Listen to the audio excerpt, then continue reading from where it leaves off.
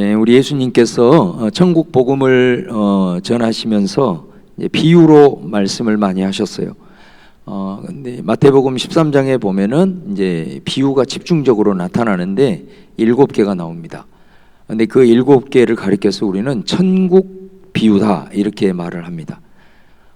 그 중에 두 번째 비유가 가라지 비유인데 그 내용은 이런 거예요. 어떤 농부가 좋은 씨앗을 밭에 뿌렸습니다. 그런데 그 밤에 악한 자가 와가지고 그 위에다가 가라지 씨앗을 더 뿌린 거예요. 그래서 이제 시간이 지나서 종들이 가서 살펴보니까 거기에 좋은 새싹이 나올 뿐만 아니라 이 가라지 새싹들이 같이 나오는 거예요. 그래서 종들이 이제 주인에게 이 가라지 새싹을 이걸 뽑아버릴까요? 이렇게 얘기를 하니까 주인이 가만 놔두라고. 지금 만약에 가라지를 뽑으면 가라지만 뽑힐 뿐만 아니라 좋은 새싹까지 함께 뽑힐 수가 있다. 가만두다가 나중에 추수 때가 되면 좋은 곡식과 가라지는 구분이 되니 거기서 갈라놓아서 이 가라지는 불에 던져서 태워버리면 된다. 이렇게 말씀을 해요. 여러분, 이 비유의 내용은 어떤 의미냐면 이게 천국에 대한 비유잖아요. 그러니까 여기서 밭은 세상을 가리킵니다. 예수님이 이 비유를 해석을 해주죠. 그래서 이 가라지 비유는 어떤 의미냐면 이 세상에 종말이 올 때까지, 다시 말하면 마지막 심판 때까지 이 세상에는 선과 악이 공존한다 라는 메시지를 던지는 거예요. 그러니까 교회가 하나님의 복음을 전해서 교회를 세우고 또 그 교회에서 하나님을 믿고 섬기는 사람들이 성경의 말씀의 기준을 따라서 세상에서 선을 행하면서 살아갈 때에 우리 주변에는 끊임없는 악이 정말로 시퍼렇게 살아서 이렇게 횡행하잖아요. 그랬을 때 그리스도인들 또 뭔가 의롭게 살려고 몸부림을 찰한 사람들은 질문이 생기는 거죠. 왜 이렇게 교회가 확장되고 복음이 증거되고 그리스도인들이 이렇게 많아지는데 악이 이렇게 횡행하냐라는 거예요. 예수님이 말씀을 하잖아요. 너희들이 그렇게 수고하고 복음 가운데 살지만 마지막 때까지 절대로 악은 멈춰지지 않는다. 선과 악은 마지막 순간까지 공존을 한다. 그 메시지를 던지는 거예요. 그래서 여기서 예수님이 이 메시지를 통해서 우리에게 던지고자 하는 아주 중요한 교훈은 뭐냐면 그런 악이 횡행하더라도 거기에 절망해서는 안 된다. 우리는 마지막 순간까지 우리가 믿는 예수님, 그분이 전해주신 이 복음을 붙들고 최선을 다해서 세상의 구원을 위해서, 세상의 하나님 나라 확장을 위해서 최선을 다해라. 수많은 악들이 있고 악이 여전히 횡행하더라도 그것에 낙심하거나 좌절을 해서는 안 된다. 마지막 순간까지 선과 악은 공존하게 될 것이다. 마지막 날에 다 심판을 받게 된다라는 메시지를 던지는 겁니다. 또 예수님께서 13장 마지막 부분에 가보면 그물 비유를 말씀해요. 47절 48절에 보면은 천국은 마치 바다에 치고 각종 물고기를 모으는 그물과 같다 이렇게 말씀합니다. 그러니까 이 말씀도 마찬가지예요. 여기서 천국이 그물과 같다 그러잖아요. 그러면 이 그물은 어떤 역할을 하느냐? 이게 교회란 말이에요. 교회. 그러니까 이 어부가 그물을 치잖아요. 그물을 치고 오랜 시간이 지난 다음에 그 그물을 거둔다고.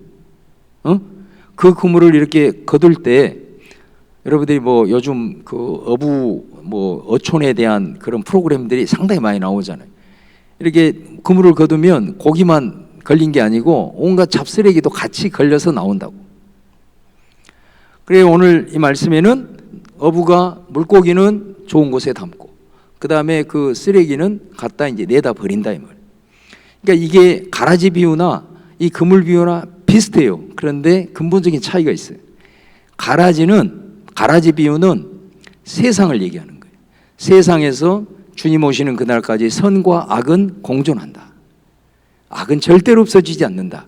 그러므로 낙심하지 말고 끝까지 선을 위해서 힘쓰라.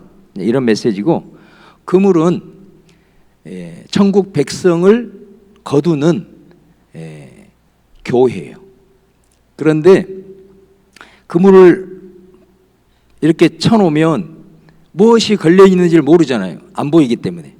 그런데 그거를 딱 마지막 이렇게 거둘 때 밖으로 끌어 나오면 거기에 그물이 고기에 걸려 있는지 쓰레기가 걸려 있는지 다 마지막 날엔 드러난다는 거예요. 그러니까 이 그물 비유를 통해서 예수님이 뭐를 말하고 있냐면, 교회 안에 있다고 해서 다 구원받는 건 아니단 말이에요. 그것을 경고를 하는 거예요. 거두고 보니까 그물 안에, 교회 안에 있는데 나 예수 믿는다고 얘기를 하는데 그건 잡쓰레기들이 많다는 거예요. 의외로 많다는 거예요. 그것을 경고하는 거예요.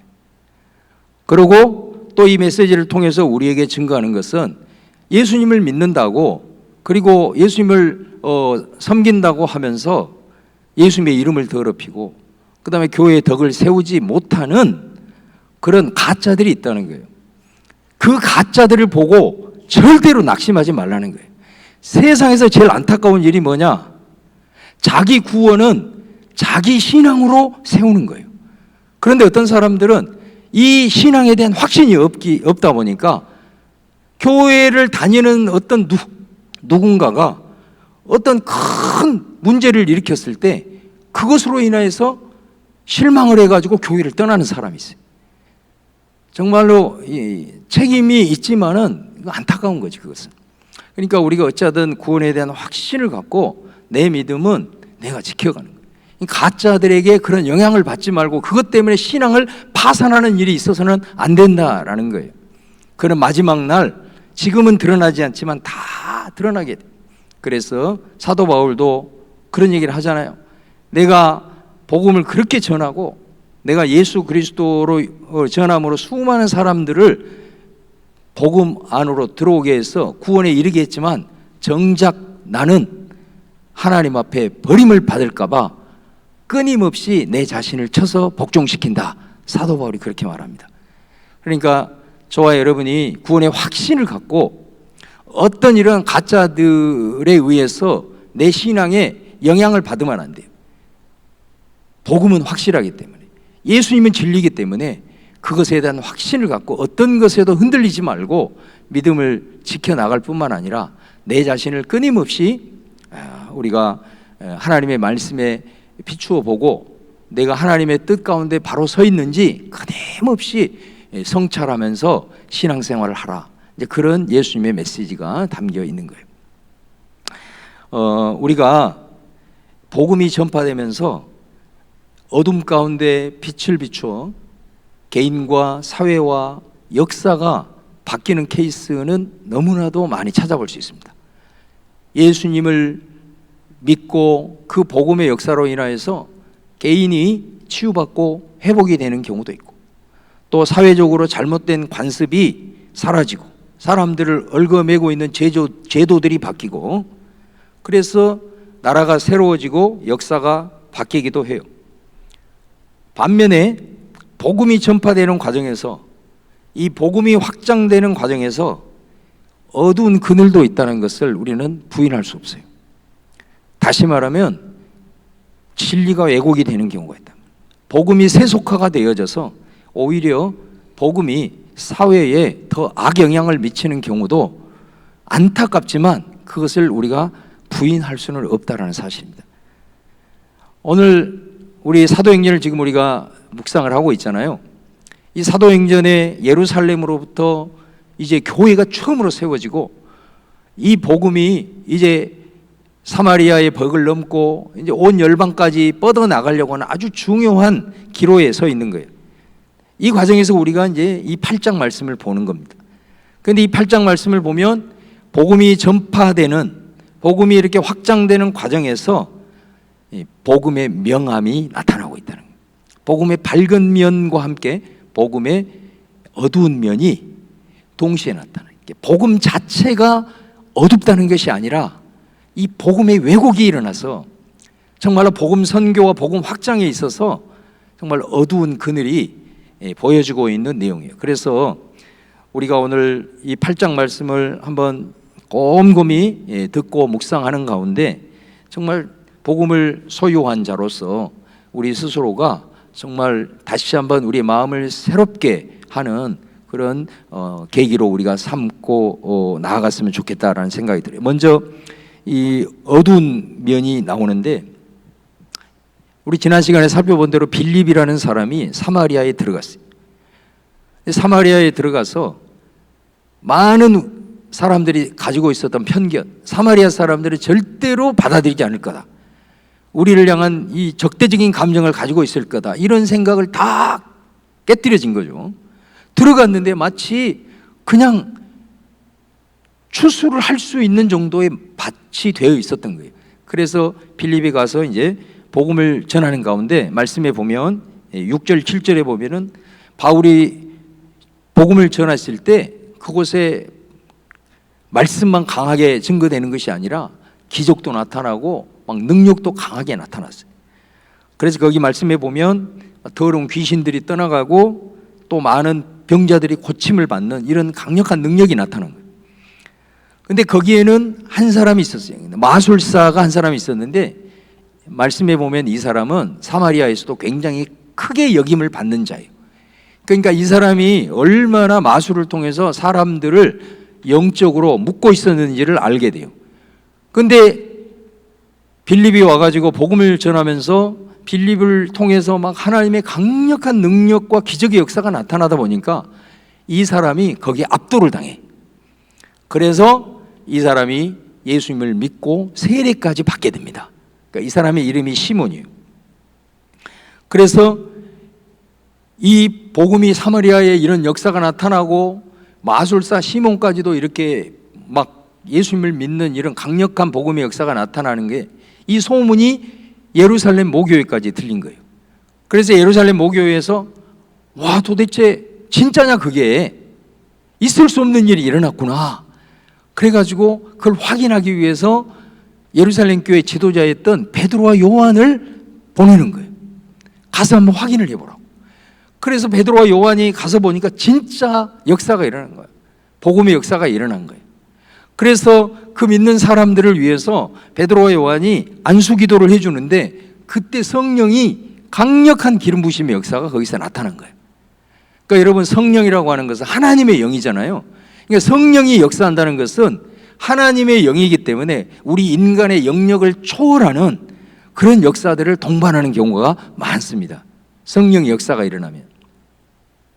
특히 선교지 같은 데 가보면 막 그 무당들이나 우상들로 인해서 영적으로 막 매여 있는 이런 상황이기 때문에 그곳에 들어가서 복음 전하고 또 예배하고 기도하고 이런 일이 일어났을 때는 지금 이 땅에서는 볼 수 없는 그런 정말 영적으로 막 묶인 것들이 풀어지고 실제적으로 막 병자들이 고침을 받는 이런 초월적인 역사들이 선교지 같은 데는 강력하게 나타나는 것을 우리가 볼 수 있거든요. 그러니까 이 땅이 얼마나 지금 이렇게 눌려있고 묶여 있었는가를 알게 되죠. 안수하니까 성령이 강한 역사가 이제 나타나게 된 거예요. 자, 그런데 문제는 이제 그 다음에 발생을 한 거죠. 아까 말했던 마술사 시몬이 이 광경을 보게 된 거예요. 그러면서 이 마술사 시몬이 베드로와 요한에게 뭐라고 얘기를 하냐면, 그 성령의 역사가 강하게 안수할 때 나타나는 것을 보고 내가 당신들에게 돈을 줄 터이니 내가 안수하면 다른 사람들에게 이렇게 성령의 역사가 나타나도록 좀 해달라고 이렇게 얘기를 한 겁니다. 그때 베드로가 8장 18절에서 20절 말씀에 보면은 네가 하나님의 선물을 돈 주고 살 줄로 생각하였으니 너는 내 은과 함께 망할지어다, 이렇게 책망을 하게 됩니다. 그러니까 성령의 역사가 사람이 임의로 그를 매매할 수 있는 것처럼 이 사람이 왜곡된 생각을 하고 있었던 거죠. 그것은 하나님의 역사지 절대로 인간이 임의대로 할 수 있는 일이 아니다. 그러면서 네가 지금 마음 가운데 품고 있는 이 생각 자체는 너무나도 악한 생각이니 너는 회개해야 된다, 이제 그렇게 말을 하는 것입니다. 여러분, 여기서 나오는 이 시몬이라는 사람, 시몬이라는 이 사람에게서 영어 단어가 하나 생깁니다. 그 영어 단어에 보면 시몬이라는 SIMON 이거 시몬이라는 뜻이 말이거든요. 여기다가 Y자를 붙이면 시모니가 되잖아요. 시모니. 이게 무슨 뜻인 줄 아세요? 이게 성직매매라는 영어 단어가 됩니다. 이 성직매매라는 시몬이라는 단어가 이 사람에게서 나온 거예요. 영어 단어가. 그러니까 아주 불명예스러운 이름이 된 거죠. 우리 성직매매 생각을 하면 중세에 이 천주교 캐톨릭이 정말 뭐 어마어마한 힘을 가지고 있었잖아요. 그러다 보니까 막 정말 이 복음의 부정적인 이런 현상들이 많이 나타나는데 그 교회 타락의 가장 극치에 있는 것이 뭐냐면 성직을 매매하는 거예요. 이런 현상들이 일어났어요. 그래서 결국은 종교개혁이 일어나게 되고 새로운 하나님의 나라 운동이 시작이 됐던 것을 보게 됩니다. 근데 여러분 이게 교회의 역사에만 나타나는 게 아니고 사실은 성경에서부터 이런 일들이 일어나요. 구약에 보면은 사사기라는 곳이 나오잖아요. 사사기. 이 사사 시대, 그 시대가 구약에서 가장 영적으로 암흑기 중에 하나입니다. 왜 그런 상황이 돼버렸냐? 성경에 보면 이렇게 나와요. 많은 사람들이 각각 자기 소견에 옳은 대로 행하였더라. 그러니까 무슨 말이냐면 살아가는 삶에 있어서 기준이 없는 시대예요. 그러니까 하나님의 백성들이니까 그 기준은 말씀이겠잖아요. 그 말은 말씀이 사라져버린 거예요. 말씀이 그들 가운데 사라져버린 거예요. 그러다 보니까 삶의 기준이 없는 거예요. 그래서 너도 나도 내 생각에 옳은 대로 판단하고 행동을 하는 거예요. 모든 사람이 그렇게 생각을 하고 살아가니까 말 그대로 무법천지가 되는 겁니다. 근데 그 부분 속에서 가장 무법천지의 시대를 보여주는 내용이 구체적으로 몇 가지 사건이 나오는데 17장 이하에 보면은 이런 내용이 나옵니다. 어떤 한 부자가 자기를 위해서 제사장 한 사람을 고용합니다. 그러니까 여러분 구약에서 제사장은 하나님이 아무나 제사장이 안 되잖아요.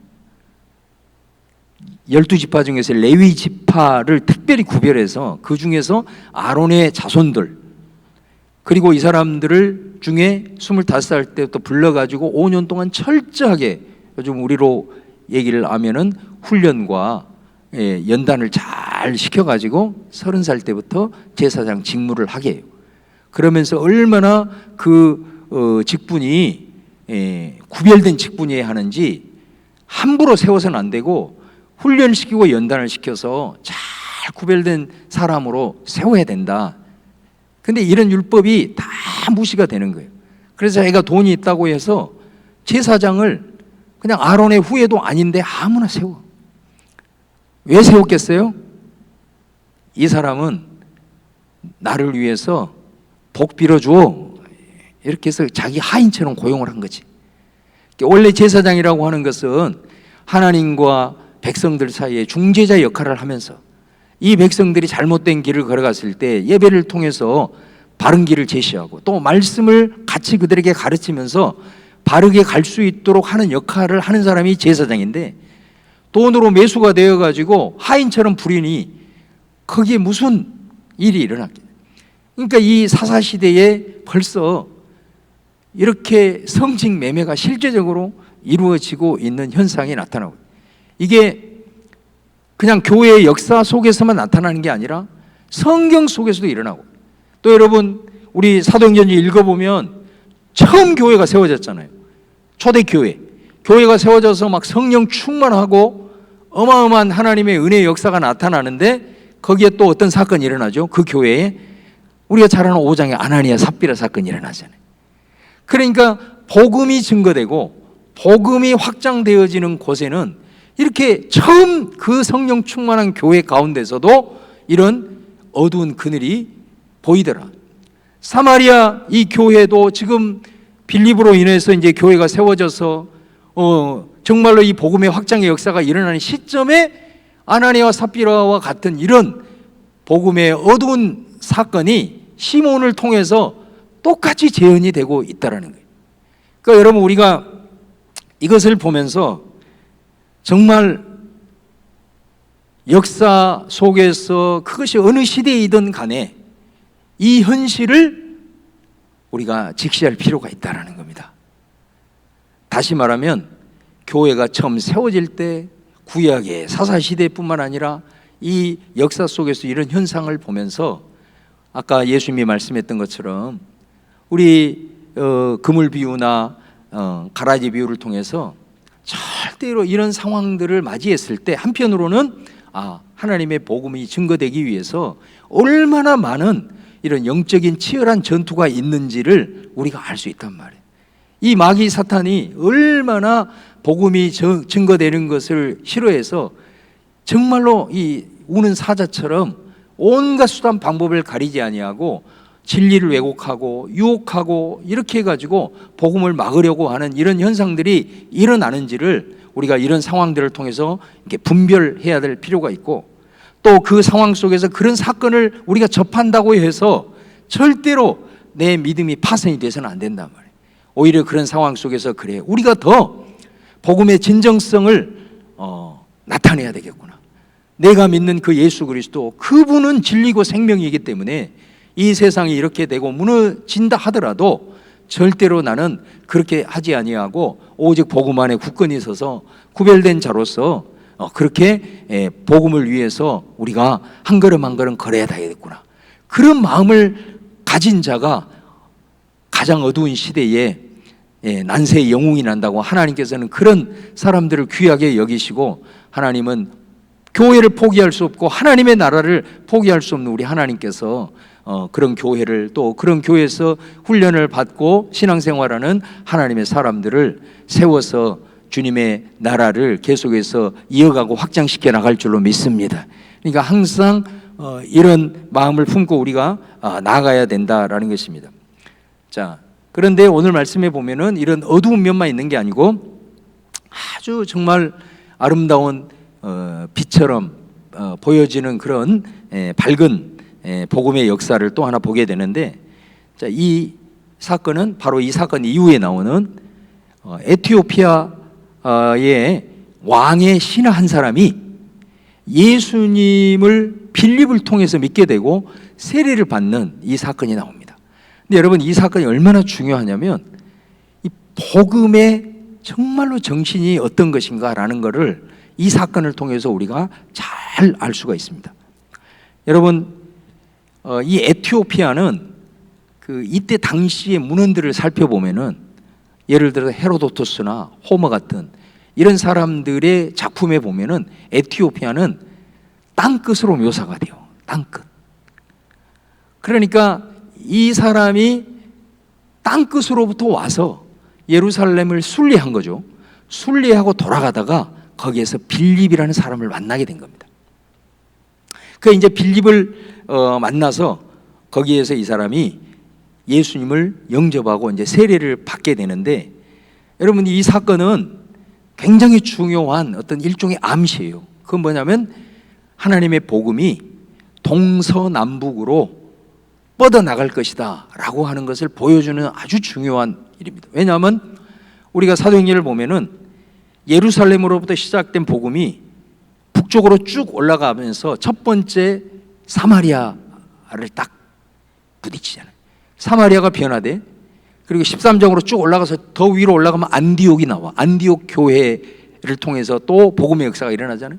또 북으로 쭉 올라가면 지금의 터키 지역에, 소아시아 지역에 복음의 대역사가 일어나요. 또 오늘 본문 말씀처럼 이 빌립을 통해서 남쪽으로 이 남쪽 땅끝이라고 하는 내시, 이 여왕의 내시가 예수 그리스도를 영접함으로써 그 복음의 씨앗이 남쪽에 뿌려집니다. 그래서 여러분, 이 지금의 이집트라든지 그 다음에 에레트리아라든지 이 에티오피아 이 지역의 교회를 우리는 콥틱 교회라고 그래요. 콥틱 교회. 근데 이 콥틱 교회는 기독교 역사상 가장 오래된 역사를 가지는 거예요. 그래서 여러분, 그럼 지금 그 지역에 가보면 이집트 같은 데가 완전 이슬람 지역이잖아요. 그런데 이슬람 지역에도 콥틱 교회들이 많습니다. 그리고 실제적으로 콥틱 교회에서 예배를 드리는 성도들이 많아요. 그런 교회들은 역사가 2000년이 되고 있기 때문에 정부에서도 다 인정을 해줍니다. 그래서 지금까지 그 역사가 지금까지 이어오는 거예요. 그러니까 이 남쪽을 향하여서 하나님의 복음의 역사가 쫙 증거될 것이다. 또 서쪽은 어때요? 바울이 사도행전 마지막 부분에 보면 죄수의 신분으로 지중해를 갈라서 로마로, 그 다음에 스페인으로 이렇게 이어지는 서쪽을 향한 복음의 행진이 이어지고, 또 동쪽으로는 어떻게 이어지냐? 우리가 사도행전 9장에 보면은 바울이라는 사람이 이 예수님을 핍박하기 위해서 다메섹으로 가다가 그 다메섹에서 예수님을 만나게 되잖아요. 그래서 거기서 회심을 해. 그 회심을 하고 나서 바로 예루살렘으로 오는 게 아니라 갈라디아서 말씀을 보면 거기에서 회심을 한 다음에 이 사람이 아라비아로 가서 3년을 머물게 돼요. 아라비아. 근데 그 아라비아는 어떤 곳이냐면 바로 예루살렘에서의 동쪽입니다. 그러니까 이미 사도행전에 보면은 이 하나님의 복음이 동서남북으로 거침없이 확장이 될 것이다라는 것을 보여주는 또 하나의 아주 중요한 분기점이 오늘 이 에티오피아 여왕의 신하가 예수님을 영접하는 이 사건을 통해서 우리가 볼 수 있단 말이에요. 그런데 여러분, 우리가 이 복음이라고 하는 것이 땅끝까지 이르러서 이렇게 양적으로 물리적으로 우리가 땅끝을 이르러서 동서남북으로 뻗어나가서 그곳에 교회를 세우고 깃발을 세우는 것만이 복음이냐? 그게 복음 선교냐? 그러지 않아요. 오늘 이 에티오피아 내시를 통해서 우리에게 주신 아주 중요한 복음의 메시지가 있어요. 그게 뭐냐면 이 사람은 인종적으로 흑인입니다. 그리고 이 사람은 저 유대인의 관점에서 봤을 때는 에티오피아 땅끝에서 온 이방인이란 말이에요. 또 이 사람은 내시잖아요. 환관. 여러분 내시 특징을 아시죠? 고한이 없잖아요. 이 사람은. 그러니까 신명기에 의하면 이 사람은 부정한 사람이에요. 그래서 이 사람이 예루살렘을 순례했지만 성전에 들어갈 수가 없어요. 이방인이기 때문에도 들어갈 수 없고 이 사람은 신체적으로 온전하지 못한 사람이기 때문에 성전 예배를 드릴 수가 없어요. 그런데 이 사람이 빌립을 만나가지고 예수님을 영접하고 세례를 받게 되었다. 그 말은 무슨 말이냐면 복음이라고 하는 것은 이방인이기 때문에 인종적으로, 성적으로 혹은 이렇게 장애인이기 때문에 소외당하는 수많은 겪는 차별을 깨뜨리는 것이 복음이에요. 그 메시지가 여기에 담겨 있는 거예요.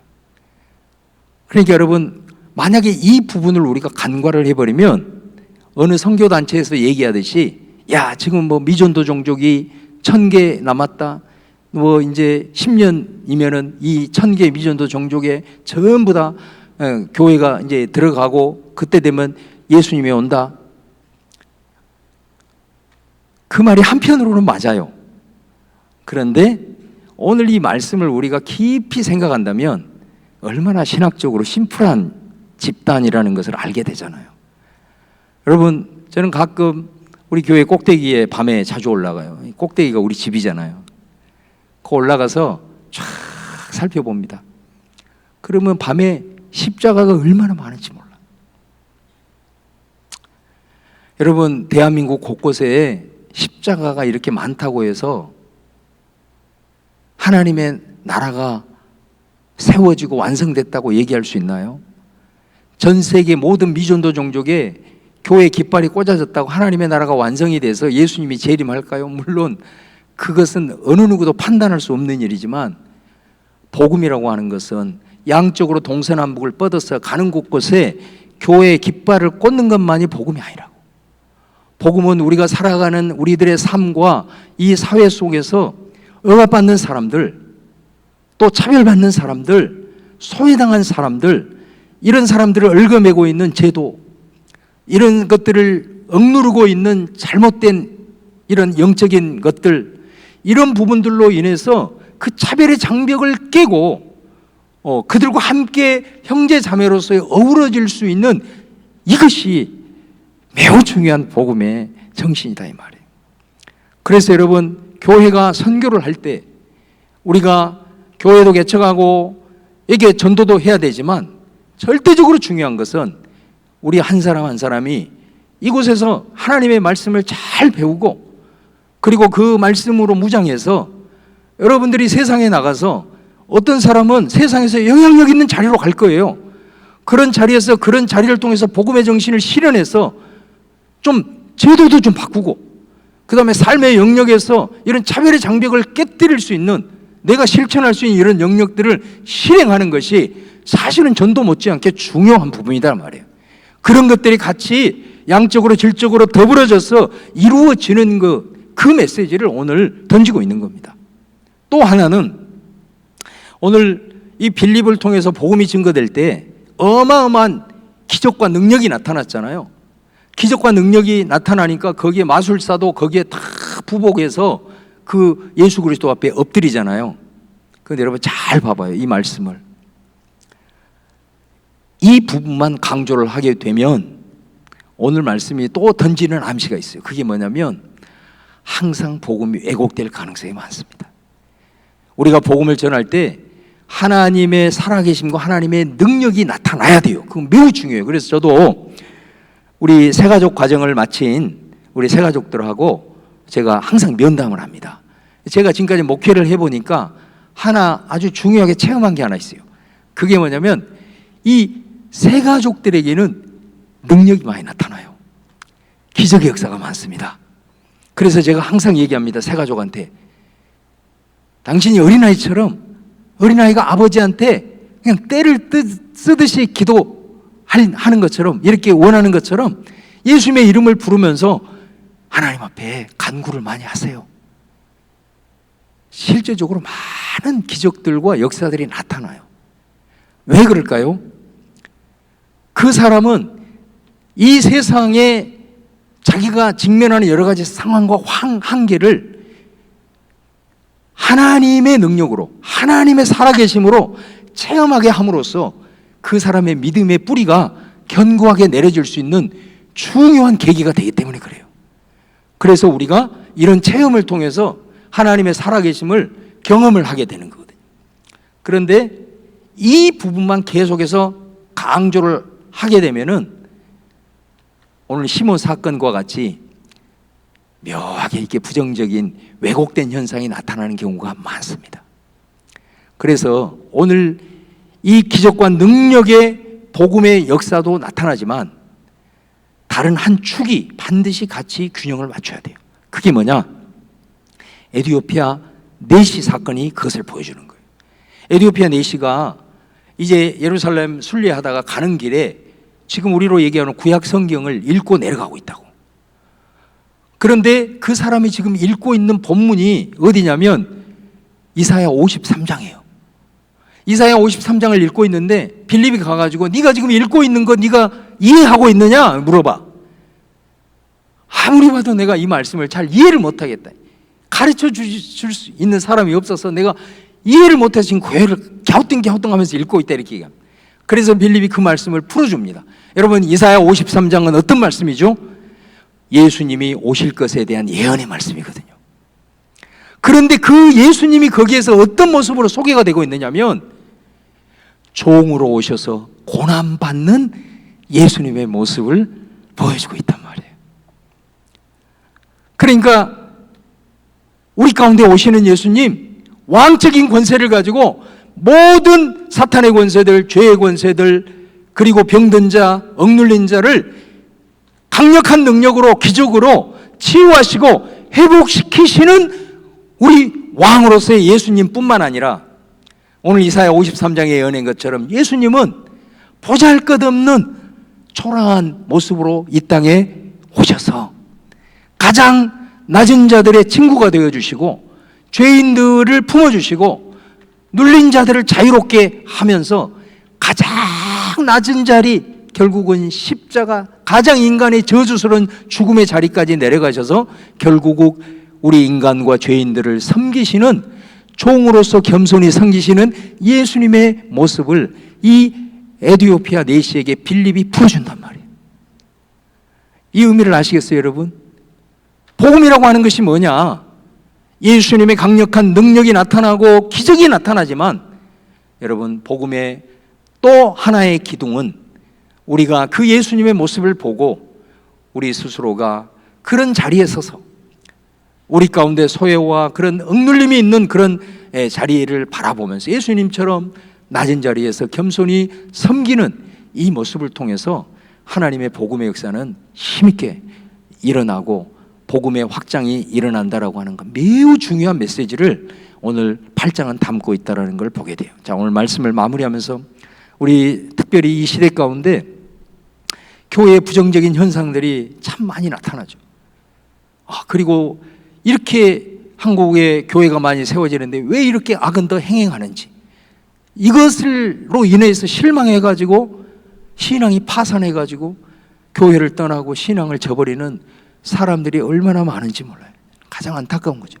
교회의 책임도 있지만 오늘 이 설교를 듣는 여러분은 어떤 일이 있더라도 자기의 구원과 영원한 생명은 다른 사람의 영향을 받지 않고 여러분 스스로 끝까지 진리 대신 예수님 붙들고 끝까지 달려갈 수 있기를 축원합니다. 그리고 오늘 이 빌립이 에티오피아 여왕의 신하를 전도하는 이 장면을 통해서 우리가 하나님의 나라는 동서남북으로 거침없이 뻗어나가야 되지만 우리가 그 속에 담겨있는 차별의 장벽을 깨고 예수님처럼 겸손하게 낮아진 자리에서 섬기는 이런 모습, 이것들에 대한 비전을 품고 복음의 정신으로 무장함에 나갈 때 하나님께서 여러분 가운데 길을 열어주시고 또 여러분 그 자리에서 귀한 뜻을 이루어 드릴 줄로 믿습니다. 젊었을 때에 특별히 이런 꿈과 비전을 가지고 하나님 마음에 합한 자가 될 때 하나님께서 점점 더 그 사람을 귀하게 사용하셔서 아름답게 쓰임받는 그런 인생이 되리라 믿어요. 우리 청년들 가운데 그런 비전을 가지고 함께 복음을 위해서 헌신하고 함께 하나님 나라를 위해서 여러분의 삶의 현장에서 힘차게 나아가는 여러분 되시기를 주님의 이름으로 축원을 드립니다.